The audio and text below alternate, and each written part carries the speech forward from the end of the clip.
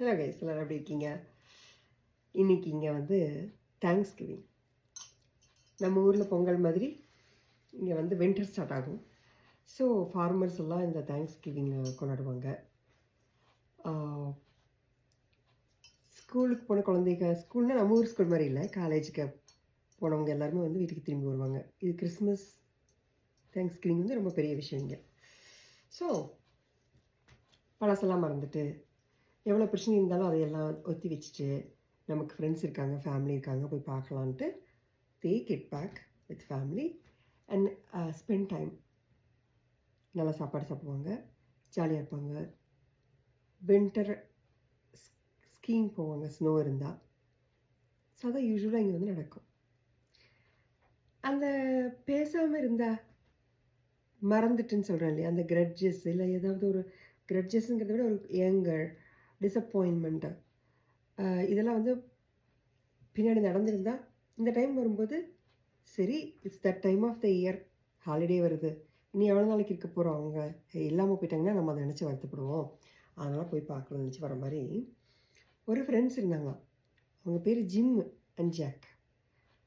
So 25 இயர்ஸாக they both didn't talk for some reason. அப்போது Jack வந்து டெத் பெட்டில் இருந்தாராம். அப்போ அவர் நினச்சாராம், பேசாமல் அவங்ககிட்ட மன்னிப்புலாம் வாங்காமல் பேசாமல் போயிட்டோம்னா நம்ம எத்தனைட்டிக்கு போக மாட்டோம், அவனை கூப்பிட்டு பேசிடலான்ட்டு கால் பண்ணி மன்னிப்பு கேட்டு, இவ்வளோ நாள் நம்ம பேசல, வா நம்ம வந்து will catch up on this 25 years, நான் இன்னைக்கு கொஞ்ச நாள் தான் இருக்க போகிறேன் அப்படின்னு சொன்னதும் ஜிம்மும் வந்து சரி அவனும் சாக போகிறான், கடைசி அவன் பார்த்துடலாமே, நம்ம தான் ரொம்ப க்ளோஸ் ஃப்ரெண்டு சின்ன பிள்ளையா இருக்கும்போதுன்னு சொல்லிட்டு ஹாஸ்பிட்டலுக்கு போய் பார்க்க போனான். அப்போது அவங்க எல்லோரும் ரொம்ப நேரம் உட்காந்து பேசி, கல்யாணமானது 25 வருஷம் என்ன நடந்தது, என்ன இருக்கேன் நான் என்ன இருக்கேன் எல்லாம் பேசினாங்க. பேசி முடிச்சுட்டு அவர் கிளம்பலான்ட்டு, யார் ஜிம் வந்து கிளம்பலான்னு கிளம்புறாரா. அப்போ அந்த ஜாக் சொன்னாராமா கூப்பிட்டு, I have not forgiven you, no I have forgiven you, just in case நான் சாகலைன்னா தட் டசன்ட் கவுண்ட் அப்படின்னாராமா. நான் சாக போகிறேன்னு நினைக்கிறேன் தான் உன்னை ஃபர்கிவ் பண்ணுறேன், பட் நான் ஒருவேளை நான் இன்னும் உயிரோடு இருந்தேன்னா இந்த மன்னிப்பு வந்து கணக்கில் இல்லை அப்படின்னாராமா. ரியலி கிரட்ஜு ஹோல்ட் பண்ணக்கூடாது தான், அது சொல்கிறதுக்கு எனக்கு என்ன தைரியம் இருக்குன்னு தெரியல. நிறைய விஷயத்தில் வந்து நிறைய விஷயத்துல இல்லை, ரொம்ப டைனி 1-2 விஷயம் மட்டும் என்னால் மறக்க முடியாத இதெல்லாம் இருக்கும். அது மறக்கிறதுங்கிறத விட மன்னிக்கிறதுங்கிறத விட அது வந்து ஒரு சீட்டிங் இஸ் சம்திங். மறக்கிறது மன்னிக்கிறதுங்கிறது வேற ஒரு கான்செப்ட். அது என்ன சொல்லுவாங்கன்னா, நான் மன்னிச்சிட்டேன் ஆனால் நான் மறக்க மாட்டேன் அப்படிம்பாங்க. அப்படின்னா என்ன அர்த்தம்? I keep the door open, next time you will do it அப்படின்னு நாமளே வந்து எக்ஸ்பெக்ட் பண்ணுறோம். அவங்க நம்மளை அப்படித்தான் நடத்துவாங்க அப்படின்னு வி ஆல்ரெடி எக்ஸ்பெக்டிங் இட். அந்த கிரட்ஜஸை வந்து கோல் பண்ணி என்ன ஆகுது, இட்ஸ் கோன் ஹர்ட் அஸ். சொல்கிறது ஈஸி தான், ஆனால் அந்த பர்சனை மறுபடியும் பார்க்குறப்ப நமக்கு அந்த கோவம் வரும். அதுதான் cheat me once shame on you, cheat me twice shame on me அப்படின்னு சொல்லுவாங்க. இது ஜான் எஃப் கென்னடி சொல்லுவாராமா, forgive the person but do not forget their name. நம்மளை யாராவது இப்படி ஏமாற்றிட்டாங்கன்னா நம்ம மேலே தான் தப்பு, அவங்க மேலே இல்லை. நாம we have to be smart இல்லையா? ஸோ அந்த சீட்டிங்னு வரும்போது மட்டும் எனக்கு கொஞ்சம் கிரட்ஜுங்கிறத விட அந்த பக்கமே போகக்கூடாதுன்னு நினைப்பேன். மற்றபடி மன்னிக்கிறது அதெல்லாம் அப்பப்போவே just an experience, I just throw it. அதாவது இட்ஸ் மோஸ்ட்லி வந்து இன்டெகிரிட்டி வந்து நம்ம கடையில் கொடுத்து வாங்க முடியாது. நம்மளுடைய கேரக்டர், நம்ம பிஸ்னஸ் எப்படி நடத்துகிறோம், நம்ம என்ன கிரியேட் பண்ணுறோம், எவ்வளோ உண்மையாக இருக்கும், வாட் இஸ் த ட்ரூத். தப்பே செஞ்சால் கூட அந்த உண்மையை சொல்கிறது தான் யூ பில்ட் அன் இன்டெகிரிட்டி. நாம் என்ன கொடுக்குறோமோ அதுதான் you will get it back. What you give you will get it back. இப்போது ஒரு வில்லேஜில் ஒரு ஃபார்மர் இருந்தார். He was selling butter to the bakery. Daily ஒரு பவுண்டு பட்டர் வந்து he was selling to the bakery. So ஒரு நாள் Baker வந்து என்ன பண்ணாராமா, சரி நான் வந்து இது மெஷர் பண்ணி பார்க்கணும், இந்த ஒரு பவுண்டு பட்டர் கொடுக்குறாங்களான்னு மெஷர் பண்ணி பார்க்கணும்னு சொல்லி மெஷர் பண்ணாரா. பார்த்தா அதை விட கம்மியாக இருக்கான். அவருக்கு செமக்கம் வந்துடுச்சு. சரின்னு ஃபார்மர் கூட கூப்பிட்டாரா. அவர் சொன்னாரு, இல்லைன்னா நான் 1 பவுண்டு தான் தரேன்னு. அவர் வந்து இல்லையே அப்படின்னு சொல்லிட்டு கோர்ட்டுக்கு கூட்டிட்டு போனாராம். யாரு? பேக்கர் ஃபார்மரை.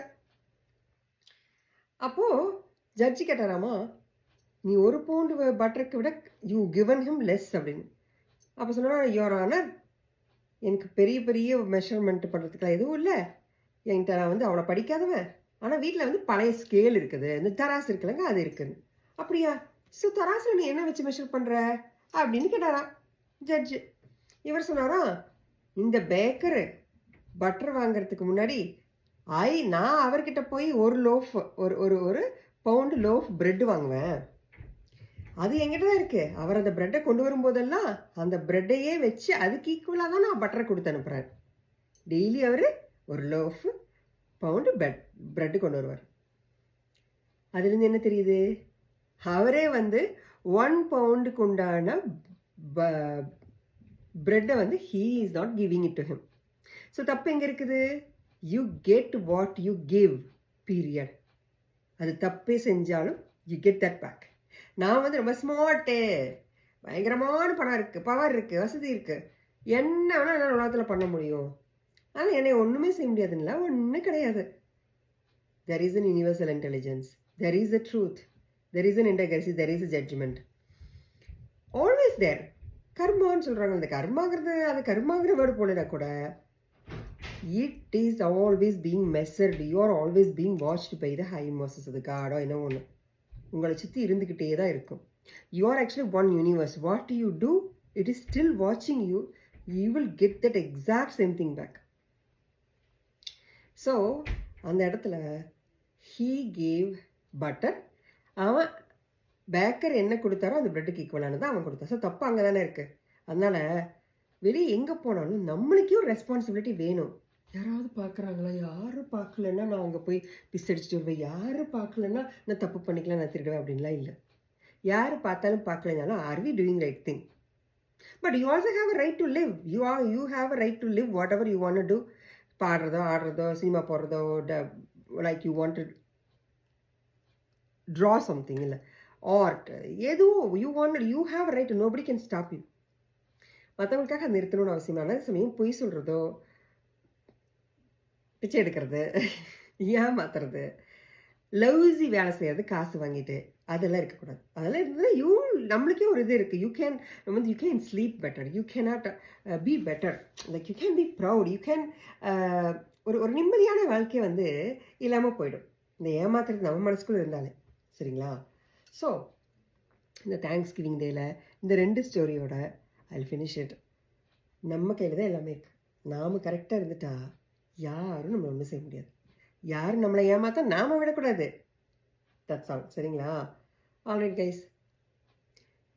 கண்ணு காட்டு போதும் நிழலாக கூட வர, என்ன வேணும் கேளு, குறையாம நானும் தரேன், ஆசல கட்டுற வாசல ஒட்டுரையே உறவு நீ நிச்சயமாகல, சம்பந்தம் போடல, கட்டுரையே உறவு நீ கண்ணன மணி வரைச்சு உன்னி சரி பார்த்த, கண்ணை காட்டு நீ நிழலாக கூட வர, என்ன வேணும் கேளு, சரியாக நானும் தரேன். Alright guys, love you all. Happy Thanksgiving again. Enjoy பண்ணுங்க, celebrate பண்ணுங்க. Be true. That's all that is important. Bye. True to yourself, true to others. Okay.